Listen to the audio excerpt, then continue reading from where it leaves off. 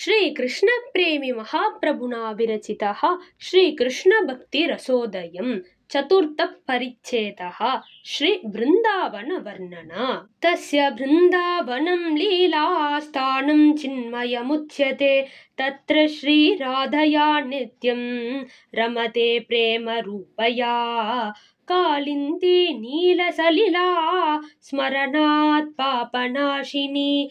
कमनीये पठे तस्या बृन्दारण्यं विराजते। मन्दार नागपुन्नाग माधवी मल्लिकादिभिः तमाल ताल हिन्दाल धाडिमी पाटलादिभिः कपित्ताश्वत्थ कदली कदम्ब कदिरादिभिः पनसोन्दुम्बरप्लक्ष पारिजातादिभिस्तथा रसाल चम्पकाशोक सालकिंशुकचन्दनैः वृतं च परितो वृक्षैः अन्यैकिसलया वृतैः नानापुष्पसमाकीर्ण नानाफलसमन्वितं शाद्वलश्यामलं दृष्टि शीतलं जातिसुन्दरम्। श्रवत्प्रश्रवणोपेत गोवर्धनतटिस्थितं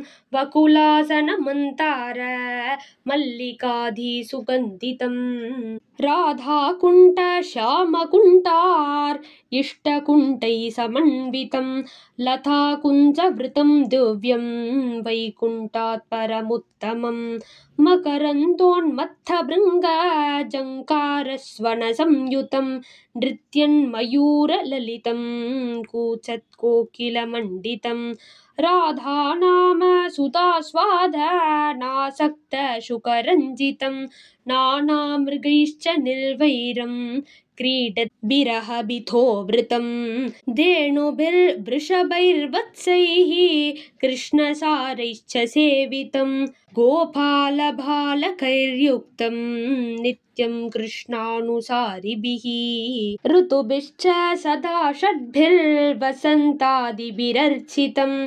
ऋषिभिर्नारदाद्यश्च सन्ततं परिपूजितम् इतस्ततो अलङ्कृतं च निकुञ्जैश्च मनोरमैः सुन्दरीभिश्च गोपीभिः सुतरां परिमण्डितं।